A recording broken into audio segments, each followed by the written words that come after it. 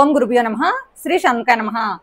ఎవరికైనా ఇంట్లో వాస్తు పూజ చేసుకోండి అంటే చాలా మంది అడుగుతున్న విషయం ఏంటంటే అసలు వాస్తు పూజ ఏ సమయాల్లో చేయొచ్చు, అన్ని సమయాల్లోనే అందరం చేయట్లేదు అని చెప్తున్నారు.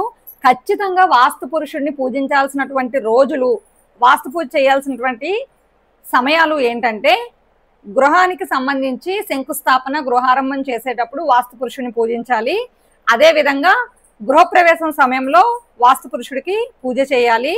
దాంతో పాటు పాత ఇంటిని రెనోవేట్ చేసి మళ్ళీ కొత్తగా తయారు చేసి మళ్ళీ ఆ ఇంట్లోకి వెళ్దాము అనుకునేటప్పుడు కూడా వాస్తు పురుషుడికి పూజ అనేది చేయాలి. దీంతో పాటు ప్రత్యేకించి మన ఇంట్లో ఏవైనా నోములు, వ్రతాలు జరిగేటప్పుడు దాంతో పాటు తీర్థయాత్రలు చేసి వచ్చేటప్పుడు కూడా వాస్తు పూజ చేయాలని మన శాస్త్రం తెలియజేస్తుంది.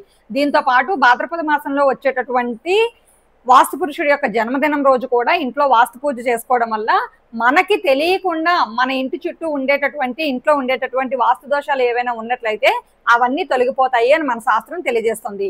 ఇలాంటి మరిన్ని వీడియోస్ కోసం శ్రీ శివకామేశ్వరి జ్యోతిషాలం యూట్యూబ్ ఛానల్ని సబ్స్క్రైబ్ చేయండి, లైక్ చేయండి, షేర్ చేయండి.